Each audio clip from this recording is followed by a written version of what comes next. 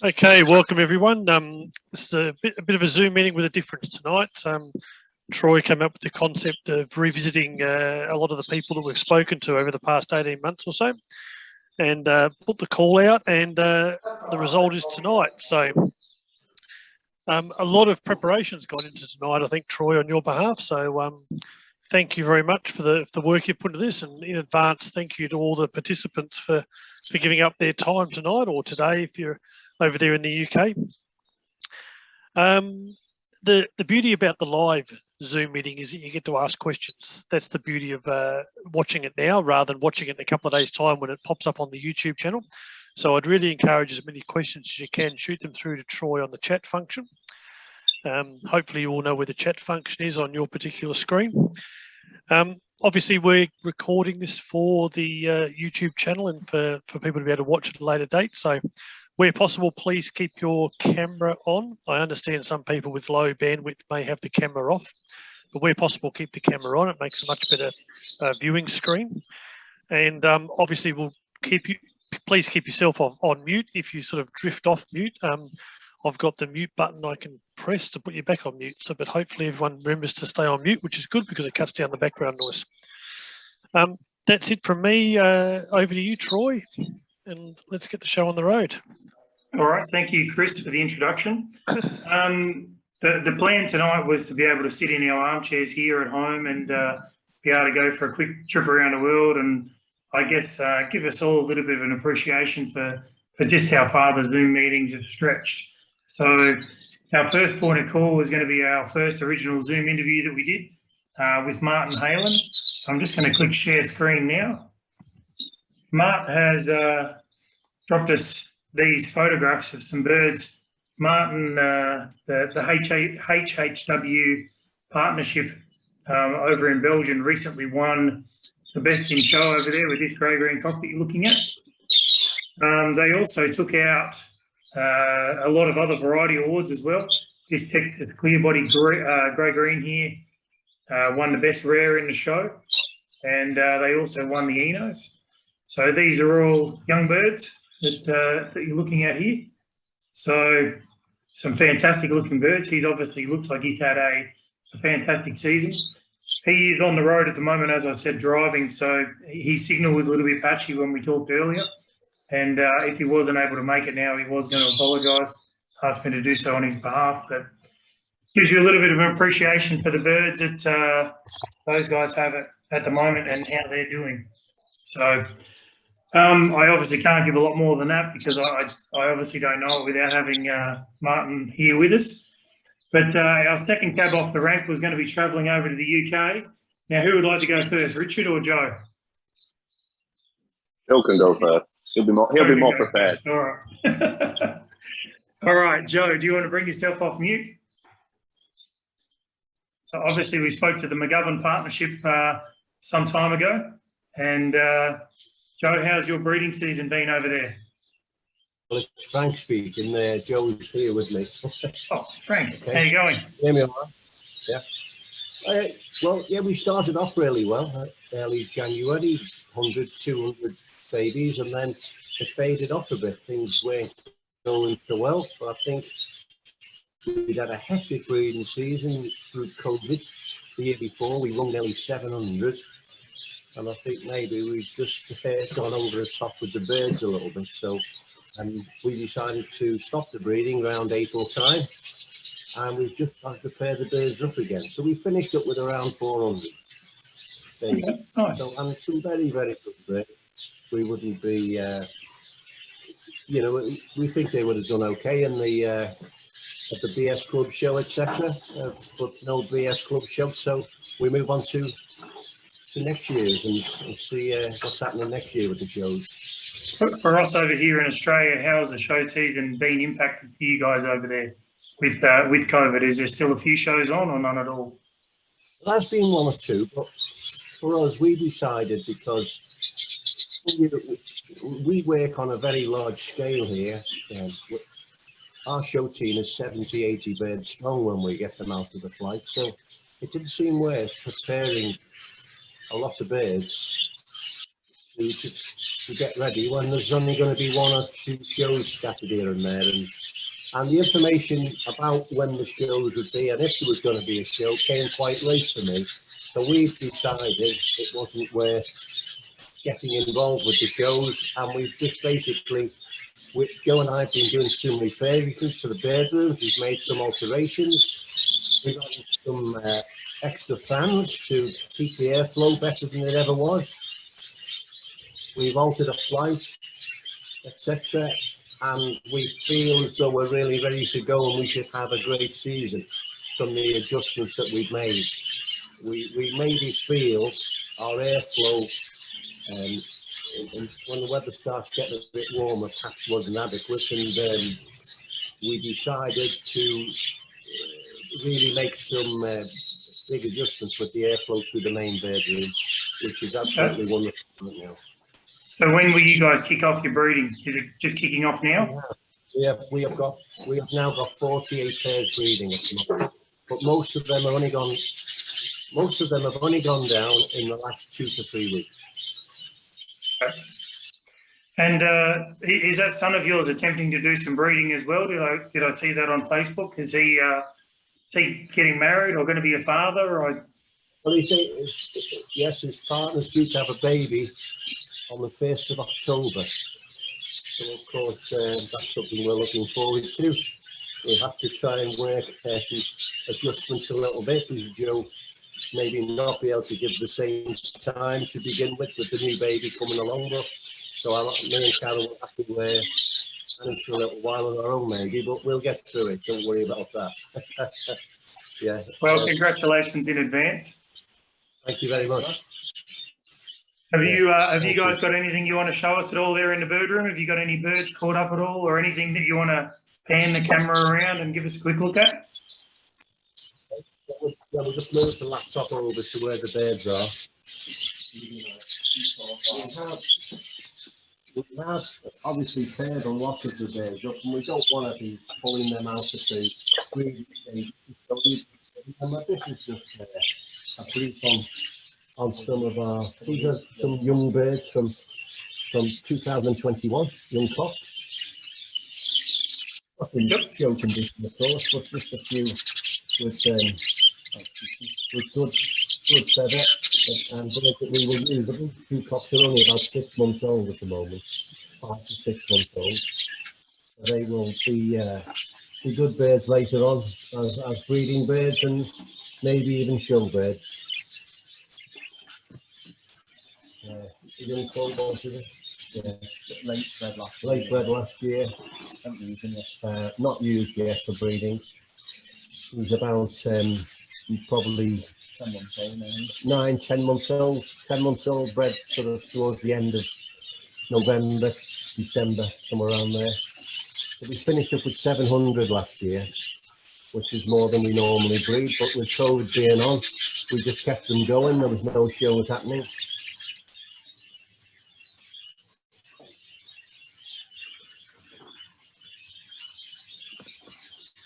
Young Lutino cock from our Lutino line has been doing very well. We've been winning the Red Eye CCs at the club show regularly for quite some years now. This is probably not one that we class as the best show bird, but he's a good stock bird. He'll do what we want him to do with the right hen. A good length of bird for the baby. Very nice.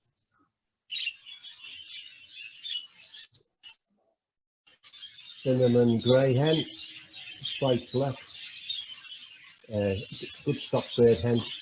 Bit over the top for showing for me, a little bit of flecking. We tend to show the more intermediate feathered birds with the right capping. But having said that, a wonderful hen. But for me, not a show type, but more of a stock bird. I like to see more of a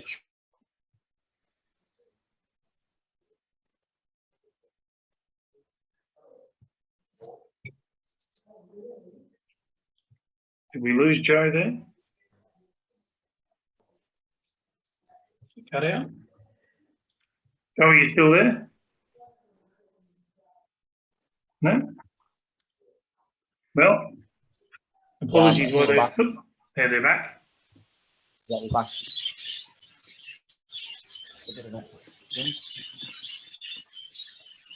This is the club show winner, BS Club show winner in his breeding cage. He's filled his first egg and he'll be 5 years old in January. He's 117 of 17. Yeah, 5 years old. So he's still looking very fit. And in 3 years, we've run 32 babies from him. In less than 2 years. And we've given him a rest for a couple of years because we were saving him to try and win the club show again, which would be another record he would have achieved with the BS Club. No, You would have can been. see him You would have okay. done very well, I'm sure.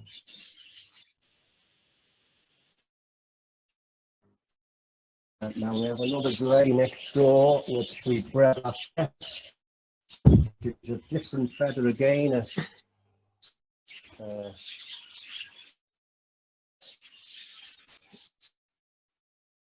Your bandwidth is actually coming through very low, Joe, on your phone. So not always the best showbirds, these birds, but he is. Can you see him okay? Okay. Yep, we can see him now. Back. Troy, is it possible to feature that screen, blow it up? So if you click on the view button at the top and you turn it on to speaker view, you'll find that will give you the ability to, rather than gallery, to be able to see that picture. Right. Thank you. No problem. Now, Joe and Frank, if you guys are still there, there was a question come through that asked, are you going to try and get him out again this year, that bird, for the grey cockbird, to see if you can break a record for him, or is he going to stay in that breeding cage? Well, there's no BS Club show. All the shows now are, what shows there was, have all gone. There's no shows now, so we are pairing in the breeding cage now. But 2022. Yeah, he might. Well, if he's fit, he would go out in 22, but he'll be over 5 years old then. He has proved to be quite a super bird in England, and yeah, we were looking forward to it. We would have had him fit again. He was in wonderful condition for for the last months really, so we'd have had him bang on again for the club show if there had been one. So no, he's in the breeding cage now, and I say he's filled his first egg, and that's where he'll stay now for the next 2 or 3 months, providing he stays fit and keeps filling the eggs. We won't be too worried about moving him out back into the flight. We're always keeping an eye on the best birds. If they look like they're not enjoying it or not really doing what we wanted them to do in the breeding cage, it's best just to return them to the flight. But I think if you try and force birds to breed when they're not wanting to breed or not in the mood for it, you just probably end up killing them off in the breeding cage. So anything that looks like it's not interested, not filling eggs, etc., you're best of smoothing them out and put them back in the flight where they'll be much happier. Birds come in season for breeding at different times, and some birds, when they reach an age, you've had enough and they don't want to breed anymore, and you just have to live with that. So you work with the younger birds. We've got plenty to choose from in adults and young birds. We have a big stud of birds here, or close on 900 birds, I think, altogether. So we've got plenty of birds in all the different varieties to choose from. No, very good. Now, just a moment. Are we able to put that grey in a showcase, Joe? All right, we're going to attempt to show you 1 or 2 of last year's superstars, which would have been at the club show as babies if there had been a club show. Just bear with us. Well, Frank will remove this. While you're boxing him up, Mr. Manville's online, and he wanted to just shout out to you, Frank and Joe, just to say g'day. You'll be seeing him later tonight as we take the trip around the world. Rob's on now, so Okay. Hello, Robert. You can see and hear me okay. Hope you're all well. Yeah, mate, you look good with your beard too, by the way. Hello, Rob. Oh, you're looking well. Joe got one now. What's going on? Sorry, what's going on? Oh, he's what way? What Well, do you Joe's mean, got a what's going beard. What's going on? on? He's having a baby. That doesn't cause you to grow a beard. Oh, yeah. Oh, Yeah. Oh, right. He's had a beard for a while. Yeah, it's time to catch up with you. Thanks, mine. But no. Yeah. Anyway, we'll speak later, mate. Speak soon. We're just going to try and show you a couple of these greys we bred last year.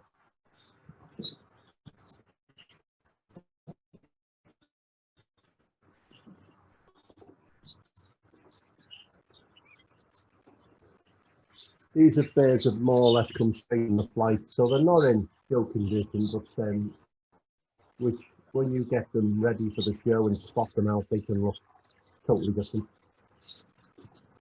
These have the modern look in the face and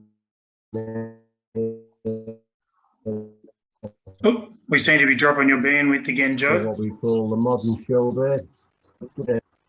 Good cat. We got off again, has it? Yeah, the signal dropped, I think, when you went a little bit closer over there.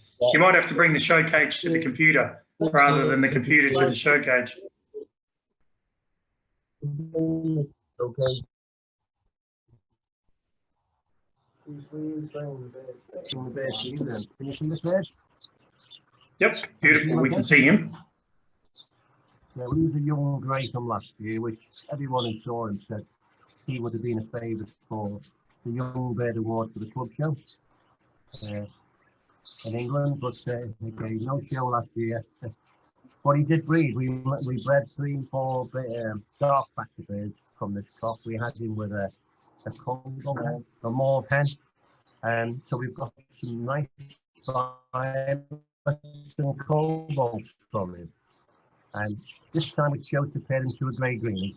We've just paired him up a couple of days ago. So we're just going to try and get some nice grey greens off him if we can, and some more grey. Very and nice. Even a dark factor bird will do from cobalt grey as well, here and there.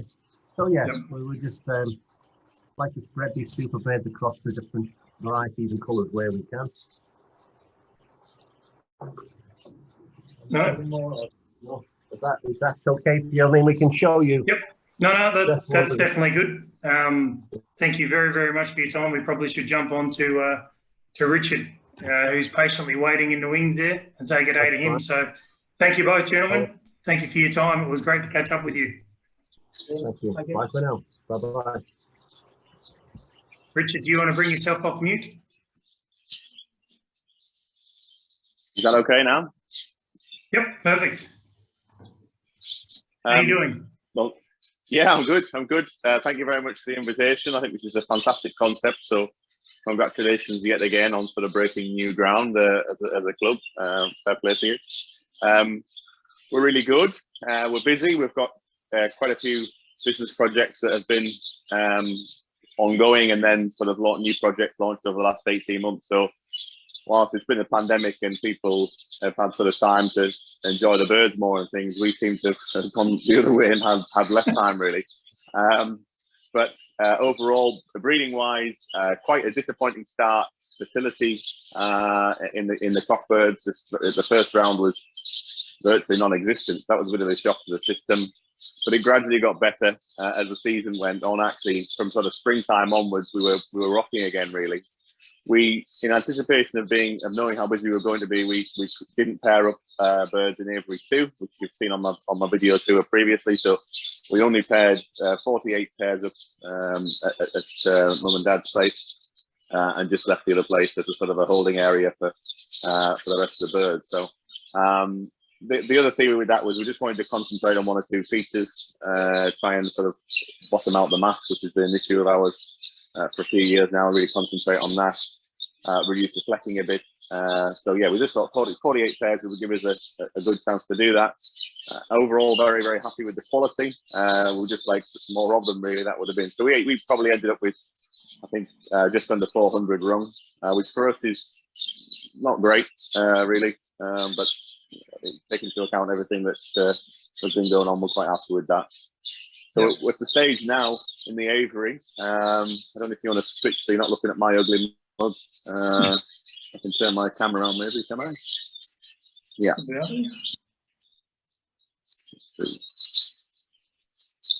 Yeah. So basically, we're at a stage now where most of the breeding cages are down and empty. Just 1 or 2 pairs that are finishing off. Key pairings that are producing the goods, we tend to keep them going for as long as we possibly can. But we will fully break them down and give them a rest. This is one of our best young stock birds from last year.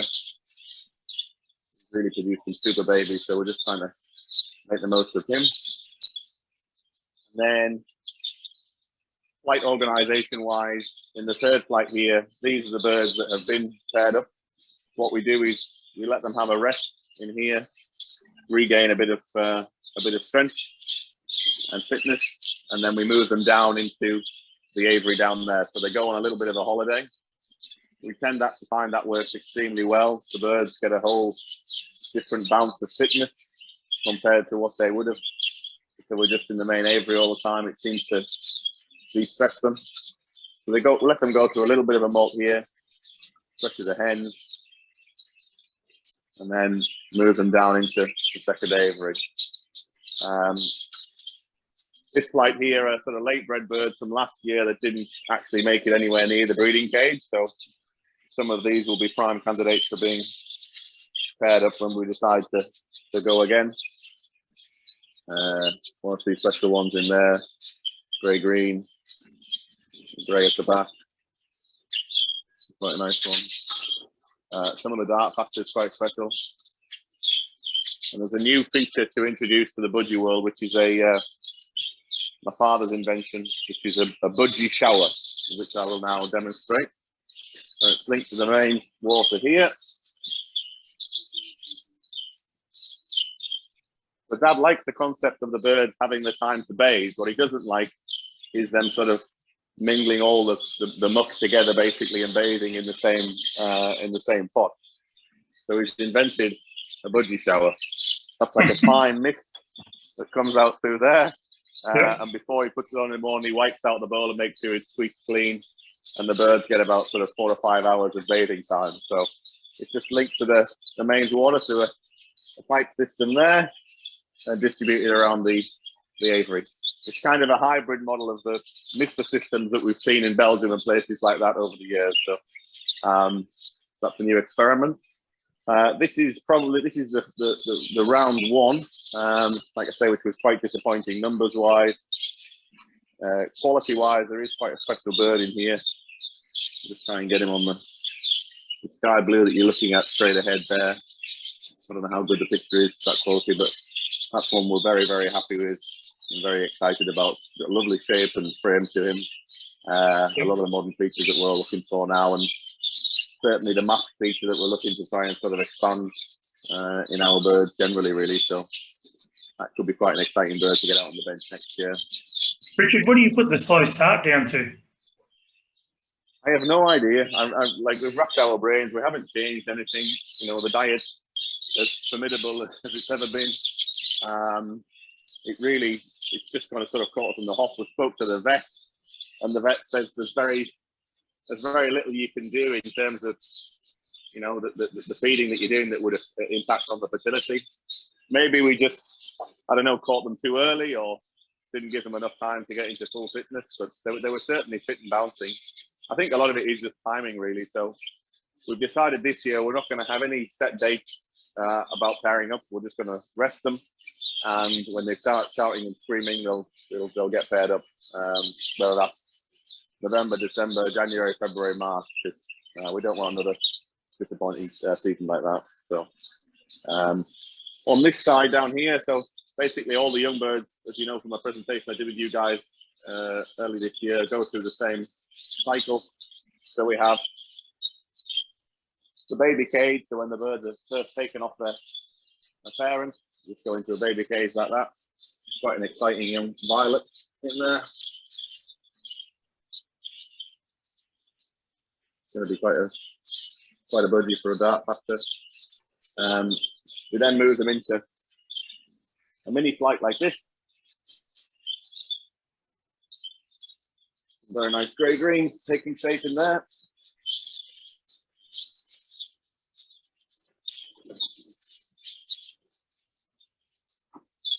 Then they go into this first flight here, larger flight, coming through their first molt. And when they break their first molt, they go into the next flight here. And we just kind of ignore them, really. We just feed them and forget about them because our birds tend to fall away quite dramatically when they're going through that baby molt. And then they move on to this flight here, where the quality starts to shine through. I've got one or two caught up just to show you. I hope they sit still so I can give a decent presentation. This is probably one of my favorites, baby grey cock here. So he's coming up to about 6 months now. Grey green as well. More of a stock bird really, but certainly one of the features that we're trying to aim towards. Beautiful grey hen here. We're breeding some amazing hens at the moment. We've done that for a couple of years now. My only sort of fear with that is that they're too good for hens really. I prefer hens, you know, feminine and slim, you know, slim and breeding hens really. I find those hens problematic and they'd be more useful as top end cock birds.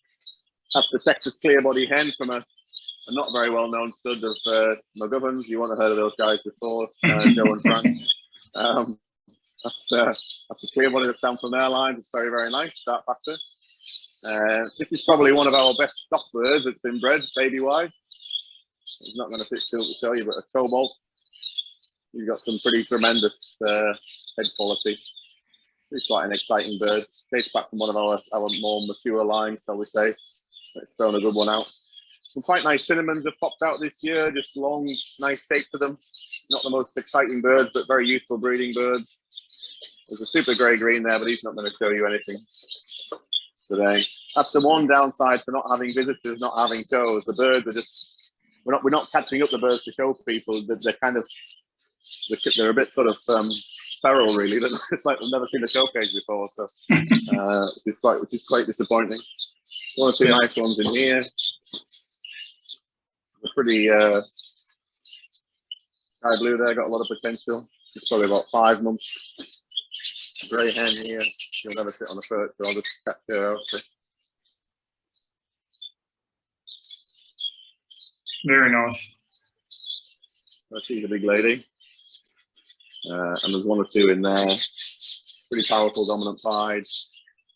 We've got quite a lot of nice sweet cinnamon hens like this, which I really like for breeding, obviously clean and well proportioned and just what we want to see really. Quite nice cinnamon grey green from a new line that we're working with in the aviary. And a pretty powerful yellow face hen there. So broadly speaking, very happy with the quality. But as I say, just could do with a few more of them really. Yeah, 400 is not our style of the numbers that we aim towards, but we will try again. well, you've certainly got the quality there though, so that's the key to it. So, and if the breeding season can get off right next year, then having that calibre of budgie and then being able to breed your normal amount, you guys will well and truly be back on track pretty quickly. Well, that's the aim, sorry, definitely. All right, well, thank you for joining us, Richard. Very much appreciate it. We're going to jump around the world now because obviously Mike is holed up in bed with the flu today. I think he's actually online, just snippily watching us without his camera on. But we're going to jump around. Henry is driving back from a judging appointment from Toowoomba today. So our next guest is actually going to be Mr. Robert Manville. So, Rob, if you want to take yourself off mute. How's that? All right. Perfect. Now, Okay, Rob what do you want to know? has sent me through a little video here that I'll play. The first one, and That's this a one nice just one jumped to to the start front with. here. Can you hold that? Can you hold that shot there? Tell us a little bit about this. Okay, that's we've just come through a hell of a mouse plague here in our local area, which of course put the end to a lot of people's breeding seasons. We were averaging 200 mice a day. That's just what I picked up in a dustpan in the morning. Fortunately, we sort of keep them out of the bird room, but this year, for the first time in 30 years, or since we built it, we actually ended up with mice in the bird room. So it's been devastating for the area. So you've probably heard it on the news, but that's, as I said, that's just 10 minutes of picking up dead mice around our factory. Incredible. I'll press play on this now. These are some of the photos of your young birds that you sent through, Rob. You want to tell us a little bit about them? Yep. Yeah, these are just, these are actually late bred stuff. So they're probably run over after Christmas and it would have the new rings on. I haven't started breeding this year. It's a little grey-green. Spangle violet, cinnamon hen. Nice solid looking hen. Sister to that one, which is just a cinnamon sky. Baby cinnamon. Very hard to follow the McGoverns and the Millers, by the way, with our budgies. These are a couple of just youngsters, brother and sister. Another stringy feathered bird. A nice little broad cock bird. I think he's going to make up to be a good bird when he grows up. Another grey-green, a bit longer. A baby, well, should be a late last year's actually, cinnamon, just a spangled cobalt. That's another one, both hens. He's more sort of a grey-green with a fair bit of feather on him. I lost my yellowface line. So I've bred a few yellowface, which was trying to get them back. I'll talk to you about this bird here when we come off the video. Another yellowface that I bred a baby. Very late young sky blue. He's really young this far. All right, I'll take us off the video. So tell us about the cinnamon cock. Okay, the cinnamon cock. It's interesting how people say how close you'll breed birds together. I made a bit of and we'll use the word balls up. And I only just realised the other day when I was going through checking the birds that bird was bred out of a brother-sister. And I didn't know the sky blue cock as the father is quite an old bird, and he was filling every egg. And I thought, okay, well, his hen's had 3 rounds. I'll just put another hen in with him. And as it turns out, they bred some extraordinary good youngsters. And when I checked the rings afterwards, it was a straight brother-sister, same nest. And so that maybe gets rid of that myth. So I've got a few good birds to go on with out of that pairing. Okay. And you mentioned you haven't started the season yet. When do you plan on putting your birds down? Probably in the next month or so. Every second year, which is this year, the odd year, I don't really breed. I breed a few after Christmas from the year before, and then I pair up because I need a break. I'm usually overseas in the middle of the year. So, but this year, of course, we're not going anywhere, so I'll pair a few up. And how's the copy business been in Tamworth with COVID? Have you survived up there? Mate, we've done okay. I mean, unfortunately, though, we've had 18 of our customers have gone to the wall, and that's pretty sad. Like, they're people we've had a lot to do with over the years. You become good friends with them, and we had one just Friday. We had to go and pull the equipment out of one in Scone that tipped over. We had 2 on one day in Inverell that pulled out. It's pretty sad. Like, there's no job keeper like there was first time round. But having said that, everyone's still drinking coffee, so we're doing okay. Yeah, that's good. And are you getting a little bit more time with the birds, or you're spending it on the golf course? I'd like to spend more on the golf course, but I'm spending more time in bloody doctor's surgeries than I am at golf courses. But yeah, I had 2 eagles, no doubt, that you see one after the other on the same hole. That's got to be positive. So that you've done very well there. Yeah, well, if you hit it at the hole, mate, eventually, and you take the right stick, it'll go in. My golf game is such that I celebrate par. So okay. No, well, I've played golf for a long, long time. But yeah, I've bred a lot of nice birds, man. I've had a reasonably good run with them this year. The birds, I lost a few cock birds that really annoyed me. and I'm sure that was probably from the mice. We were poisoning like there was no tomorrow. We're buying buckets of poison by the 20 litre. And so we were pumping that all over the place. I mean, the factory's not far from the bird room. So I suspect that we may have ended up with, you know, some poison in the food. But it didn't kill all of them. It only kills the best ones, you know that. Yeah, unfortunately that happened. So, but mate, the last season was the biggest one I've had for years. I'm normally happy with about 120, 130 birds. And I think I bred about 250. The buggers wouldn't stop. Yeah, I assume they breed like mice. They do. So do the mice, though, unfortunately.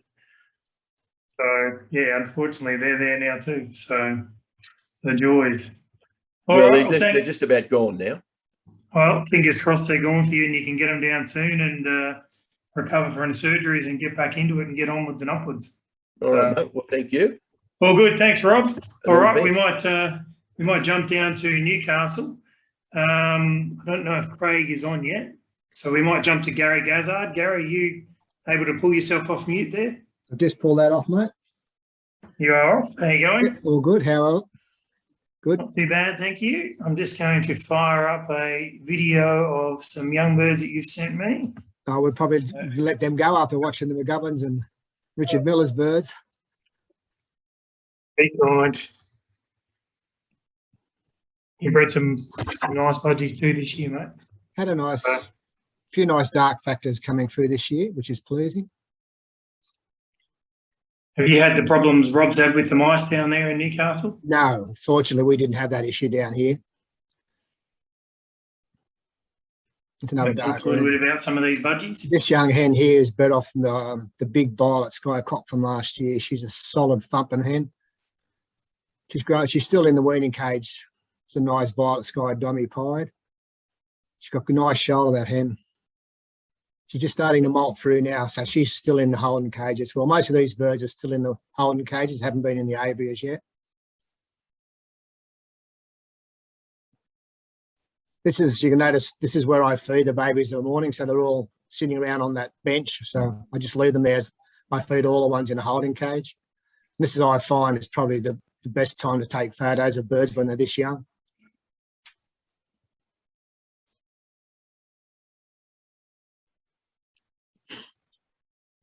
Yeah.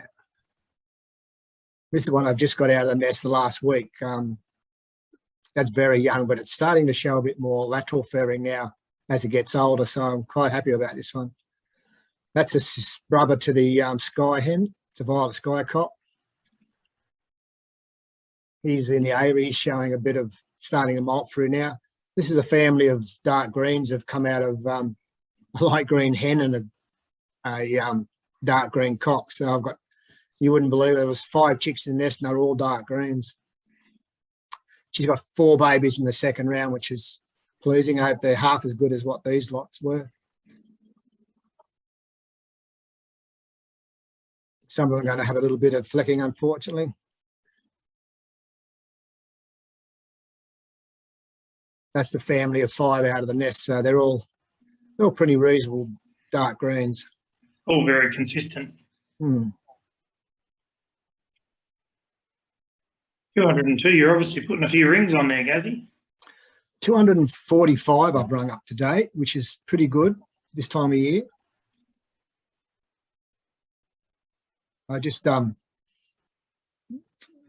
I was going to do the presentation, I went through my board and done some statistics I'll talk about in a sec when this is over. This hen's coming on quite nice. This is an early rung white cap, which I'm quite happy. I actually just put the parents back together this week. It's out of a nice Peter Fern white cap hen and a Spangle white cap of mine. This baby's coming on quite well. She's going to be a big hen. Photos are up to show the face, but she's quite a long hen.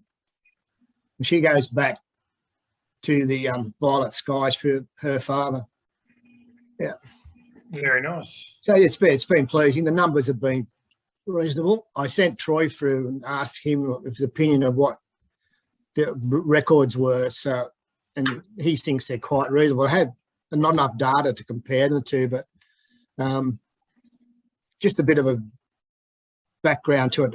As you know, I keep a, I've lost my, some reason. I've got your numbers here if you've lost them. No, I've got the numbers. I take a record of them and try to, at the end of the year, compare and see, you know, if it's been successfully. So up to date, I started in January. I didn't finish up because I put all my variety birds up early. So out of 705 eggs laid, I had 425 were fertile. So that was 60.2% fertility, which is pretty reasonable. Out of that 425, I had 308 hatch. So hatchability was really good. That was 72%. And a bit pleasing, it's gone out a little bit in the last couple of weeks. I've lost a lot of day olds, but out of that 308, I've lost 55. So the mortality rate's around 17.8%. So it was down as low as 11 for months there early on, but it's just blown out a little bit now. If I can keep it around 15, between 10 and 15, I'll be more than happy. So yeah, so that side of things, it's going quite well. And they're still breeding well. The fertility's still good. So it's been a reasonably good year. Those numbers would definitely be above average in terms of on the good side of average. I know for myself, since you had your presentation here with us, I started measuring mine, and mortality rate for 1 and 2 day olds, you know, first time mothers and those kind of things. It's I can see why Mark gets depressed hanging out with you with that kind of mortality rate. Yeah, mine was closer to 25. Mine was, I think, 22%. So, have you got any idea what sort of caused the spike in mortality in your mind? No, I think as Richard's thought about fertility, can't put his finger on it, nothing's changed.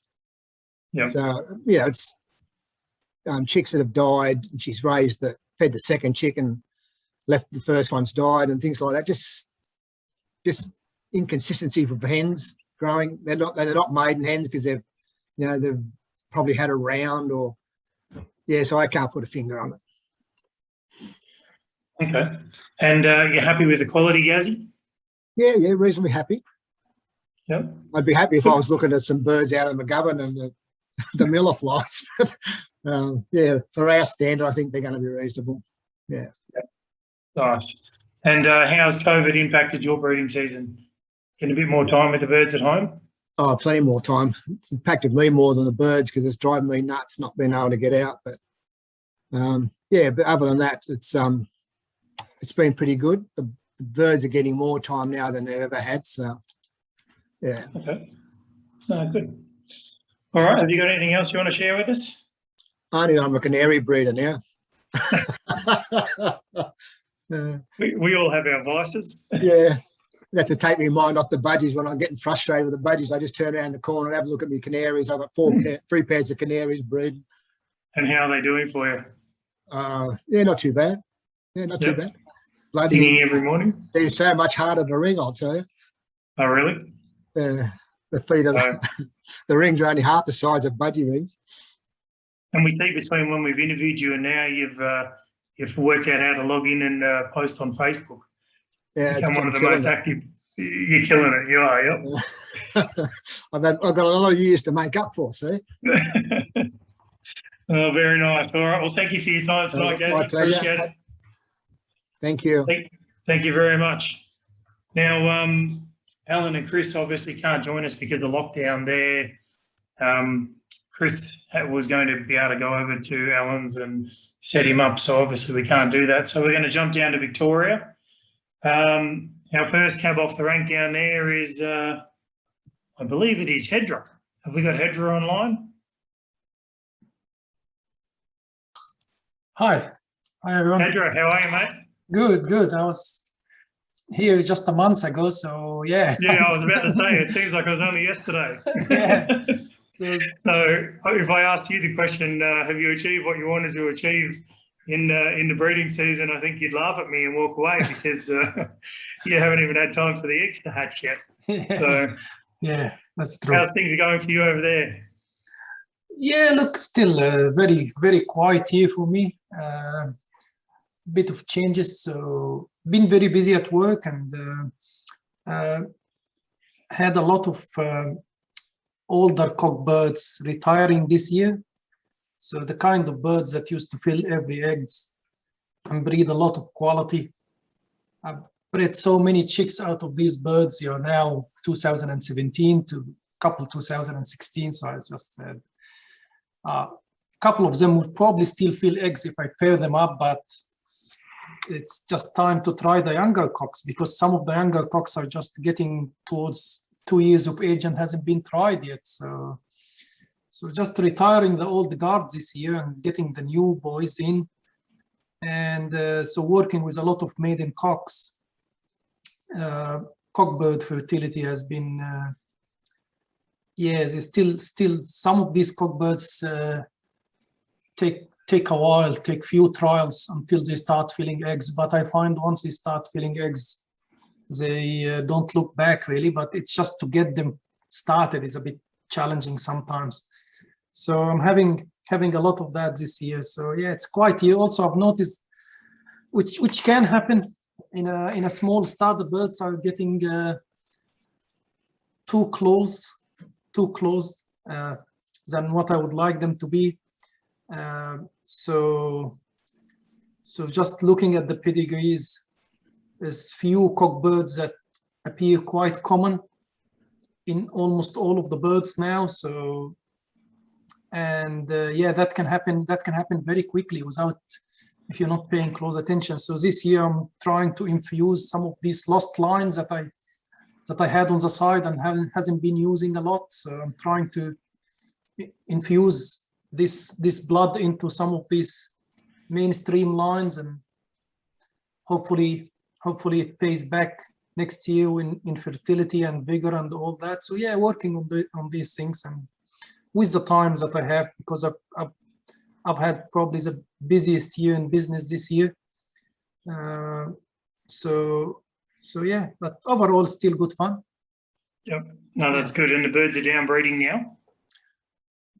Yeah, I'm starting to put up the pairs that I really only picking the ones that look real keen. So yeah, there are about 6 pairs up now with few feeders, obviously. Yeah. Oh, good. Excellent. Well, thank you for sharing where you're at. I apologise it's only been 30 days, but it's always great to have you a part of these, Hedgerow. No, it's I love a having pleasure. you along. It's a pleasure. No, thanks. All right, we'll jump over to Mr. Thurn in Melton, or Darley, I should say. Are you there, Peter? I'm here, Troy. Wonderful. Yeah, it's really. I just got to let you know, for somebody that comes from either Bacchus Marsh or Melton, it's Bacchus Marsh or Darley, it's really offensive for them that they come from Melton. There's a big divide between our town and Melton. Even though I am in the Melton Budgie Club, that's only, that's just how it works. But there's a big divide. There's a big cutting or ravine between the two towns. Well, just so you know, for all the shit you've given everyone at the auctions, including me, including poor Tyrion Lannister, Gary Gazzard, I'm sending Mark Fellows to birth tests and marriages tomorrow, and your name from here on out will be Melton Thurn. Yes. Oh, so for those that are interested, Clayton Oliver's leading the Brownlow from Bontempelli on. Oliver's on 20 and Bontempelli's on 18. And how deep are we into the rounds? Oh, hang on. I think 12. Who cares? Yeah, I know you'd say that, but so we're about halfway. That can't seem right. Yeah, no, I think it is. They're not televising it. It's just a feed on the internet. No televising. That's a bit unusual. I don't think so. It's not on channel. It's not on 7. It's a bit of a tradition. And I couldn't see it on Fox either. So I don't know how they're. It's probably not worth televising it. Oh yeah. You and your round ball game. Speaking of round balls, how's the season going? I wasn't sure where you were going with that. Look, how's the season going? I was visited earlier in the year by a very learned gentleman who he was coming down to say good day, and I decided I'd capitalise on the fact that he was there and he could help me pair a few up, which probably put me back a week or so. So I think numbers wise, I'm kind of on a par, maybe one or two, a little bit behind last year. That's a fellow that is looking really good at the moment out in the baby cage, or out in the young bird flight, and so's that opaline green cock. He's not looking too shabby. This bloke here is looking special. He's a spangled cock. His half brother won the that's a random photo. His half brother won the Young Bird Shield this year. There's a few nice grey greens starting to poke through. I've really worked hard on trying to get my grey greens back in the last few years. Love the width of mask on this cinnamon grey green hen. That's got a bit of Ray Slade, Gary Gazzard stuff in it from the little project Mark and Gary and I got on the side. That's a dilute out of the fallows. So that'll be a split fallow. That bloke's dead. Happens to the good ones. Thought he was eating. That's the same budgie. Thought he was eating, and he wasn't really. And by the time I worked it out, he was gone. Pretty useful opaline hen, that out of a barnet cock I bought earlier in the year. That's, I reckon, is that a, oh, I can't remember. There's a nice albino. There's a couple of good albinos kicking around. A few more grey greens. What else have we got? That's a white cap, cinnamon white cap hen. It's not very white on my screen, and that's another white cap. So they're coming along quite nicely, actually. I like them. That's a yellow-faced fallow. That's that same dilute from earlier. He's all right. Another cinnamon opaline. I reckon that's out of that same Slade Gazzard stuff. Another grey green. What else have we got? Ah, yes, opalines. Lacewings. That's the project. That's the project of the day, Troy, is lacewings. This cinnamon opaline is going into the lacewings. So I suppose that probably tells you about how far out I start to think about what I'm going to do. I've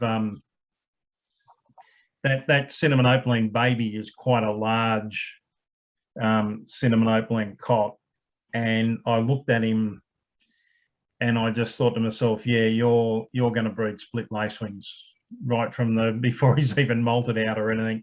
He's got length and frame and shoulder, and he's got enough stuff going on up here, and I thought, yep, that's going to be your job. Just because I've only started breeding lacewings this year and mucking around with them. So, but I suppose that kind of gives you an idea as to how far out I start thinking about what I'm going to do with birds even before the damn things are molted out.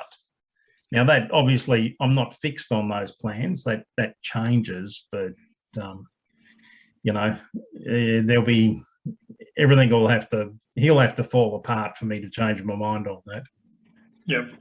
Yeah, I've just had a slightly left of field statement come through here from a gentleman by the name of Mark Fellows, and it says, "Melton, your hair looks magnificent."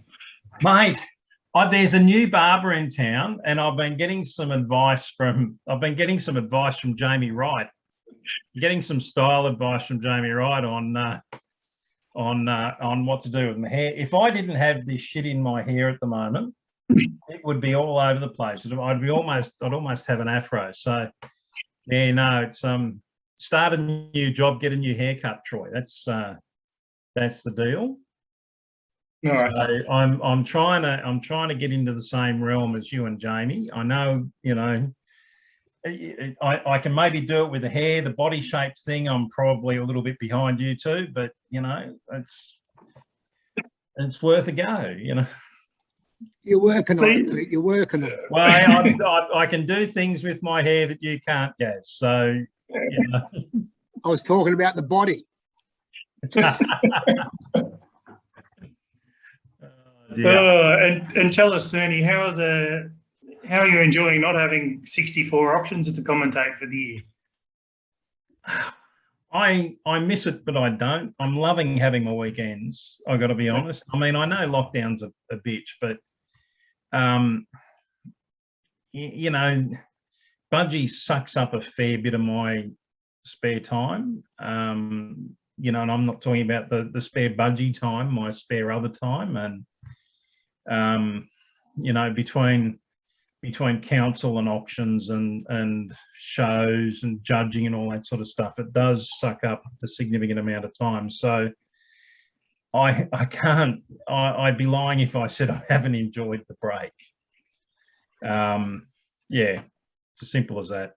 Andy wants to know if you've got just a sledge for him. He's missed the whole of Newcastle auctions gone by. It's been online. There was a proposal at one point to try and have you summarise one of the 32 online options, where you could just rattle it out in a minute about the bidding and throw a few names out there and a few Peter Thurnisms, a few Peter Thurn burns, as my kids call them. Yeah, no, I'm gonna save them. I'm thinking that we're all gonna be back and looking at each other next year at some point once everyone's had the jab, as they say. So I think I might save them for the time being, mate. And you're looking forward to Adelaide for 2022? Very much so. Yeah, like I say, there's a couple I think are already in the zone. There's a fallow, a clear body, that's Spangle. There's a couple of grey greens that I think are going to molt through pretty nice, and so I'm pretty happy that way. Yeah, no, I think it'd be nice to get back to Adelaide. We need to get over there a couple of days earlier and do a bit of roaming, I think, prior to the show, or if not prior, maybe after. So yeah, it'd definitely be good. I'm sure we're all looking forward to getting together again in real life. Definitely. All good. All right. Thank you, Pete. No worries, mate. We might jump over to Mr. Rowe, our last man down in Melbourne, before we head back towards South Australia and catch up with Ray. Alan, are you online there? Yes, mate. Can you hear me? We can hear you fine. How are you doing? Yeah, good. Good. I've got a little playing video file here that I'll share that you sent me through earlier today. Where's my share screen? Can you guys see my screen? No, can you see that? No? Let me take that off for a sec. There we go. Can you see that now? Yes, mate. Yep. Beautiful. All right. Al, you want to tell us about your new indoor flight that you've made here? Yes, well, this is something I've been going to build for about 20 years, and I went down to Jeffrey Leong's and he had a nice one there, and so I came home and built it, and it's the best thing I could have done. It's really good for when you got the show team going. And then I brought in my birds that I was preparing to breed with and pair up. And now, as you can see, it's a baby cage. So the birds, you know, there's quite a few people got those cages, but the birds get very quiet in them, walk around them. They're not worried. And as I said, I should have made it 20 years ago, mate. Nice. And you have all these babies are my first rounders. I paired up late in June, and I've rung about 120 or so since then, and there's about 70 in this cage. First rounders. I'm pretty happy overall with the season's gone. The standard, although after looking at Marty Halen's birds, I'm not very happy at all, mate. Look, I think all the birds we saw from the European continent were some beautiful birds over there, and Yep. obviously their show winners look magnificent. Yeah. But Yep. That's a double factor white cap. And it's got a bit of feather. But some nice white caps, nice yellow faces, and some nice normals. The Lutinos were a bit slow, but I've got them going now, as this was a Lutino that we showed in the earlier photograph.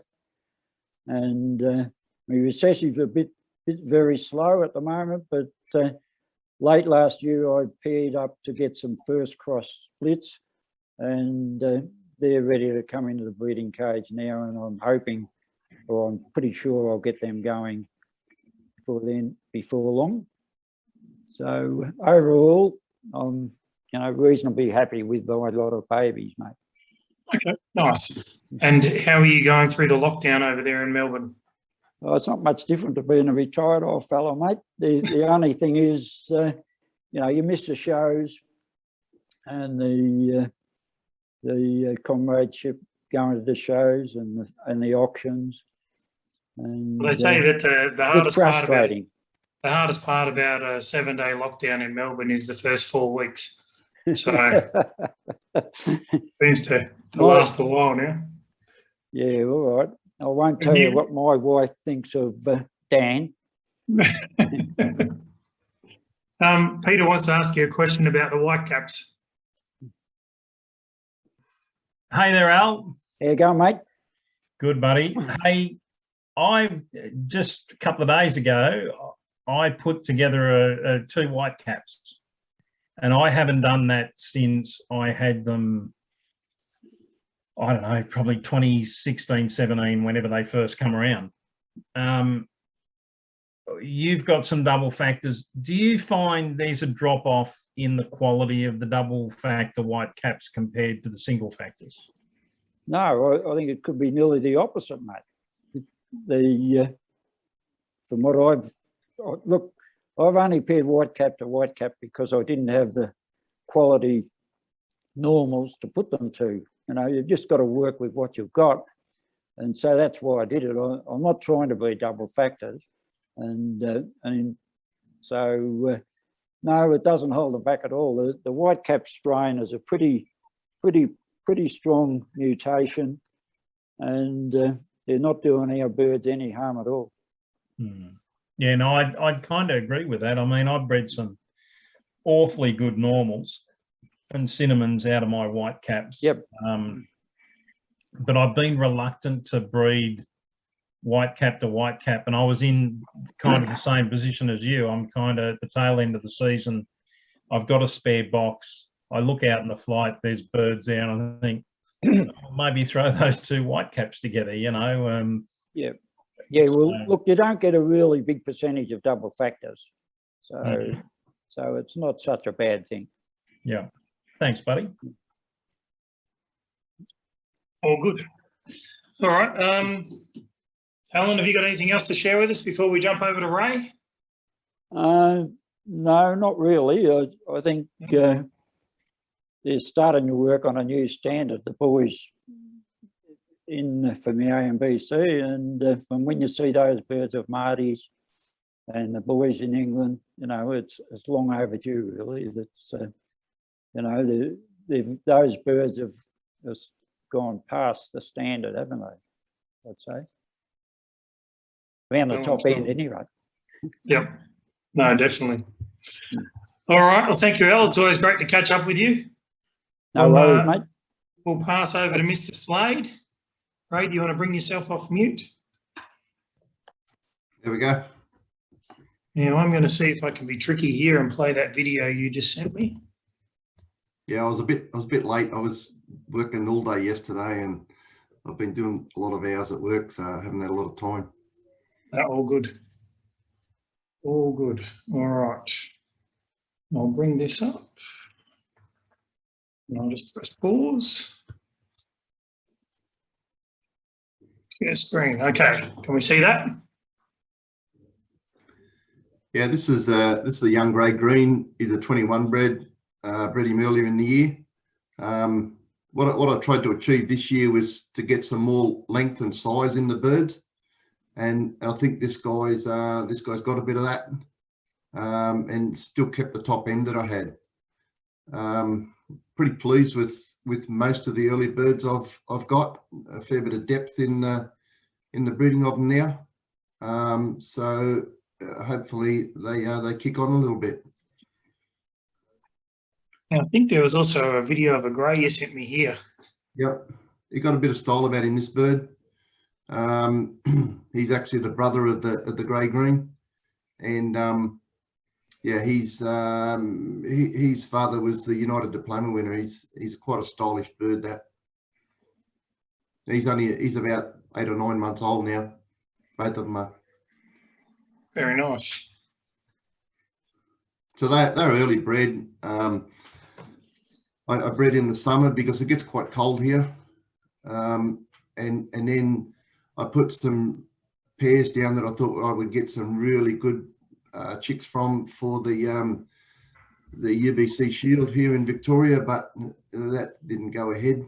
But I've got some really nice babies there sitting in the cage that I think will molt out quite nicely too. Nice. And you happy with how the season's gone? Yeah, I've got in total. I think I've run close to 200 so far. I'm just starting to pull up because my workload has increased dramatically in the last month or 6 weeks, and so I'm just starting to pull up now, and I'll have a pretty long break until next year. Well, into next year, I think. You're out of lockdown in the country there now? Yeah, we're not in lockdown. Ballarat's in lockdown, a couple of hours away. Yeah, we don't go near the dirty people in Melbourne and Milton and Darley and places like that. So, you know. I'm glad you said Milton and Darley, because you don't want to confuse. Melton is in lockdown. Darley and Bacchus Marsh are not in lockdown, just for the record. There's a message come through that said your hair should be locked down. I won't say who it was from. Yeah, we've been fairly lucky here. We've been in a couple of lockdowns, but they haven't lasted long. But you know, we still can't at this stage. We still can't have family around and things like that. So, but once all that's, it'll be pretty good. So if I can get away from work. So, yeah. Have you guys been able to have any club meetings at all yet this year? No, we had our last club meeting in May, just with the lockdowns, and we're spread all over the southwest. We've only got 10 members in the club, and we're spread all over the southwest. So it's difficult to get together, and you know, with COVID, we just haven't had any meetings. So. And how's the Black Eyes coming along? Got a couple of contenders for Adelaide? Oh, I don't think so. I trying to clear up the colour in them. Lost the quality a little bit. I've got a couple there that aren't too bad, but nothing like what I used to have.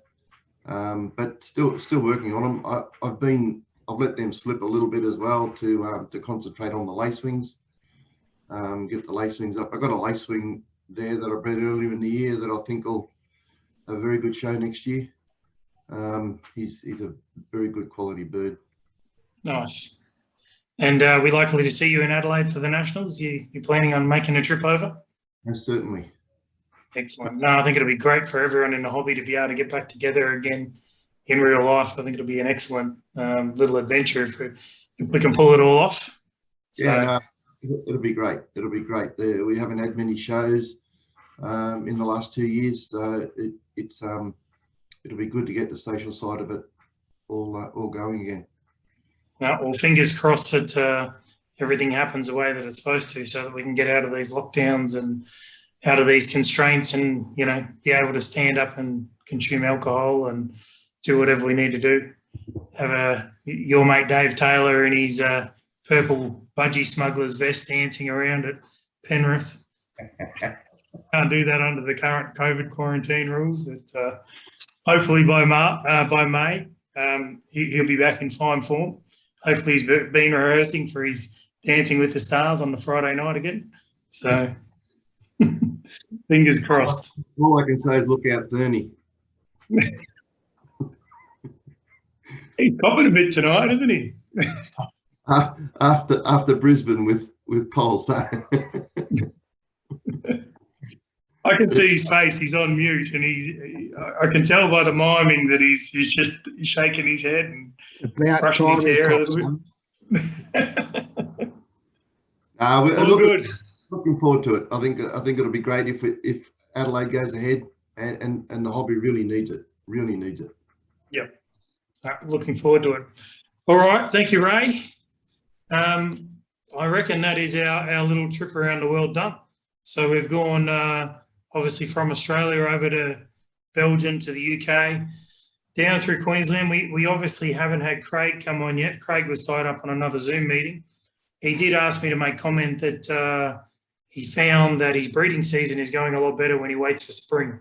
So he said he tried to breed through winter and he found that his fertility was almost 40% better once he's coming into spring now, and he's seeing a lot of, particularly the bigger birds, getting a lot more active.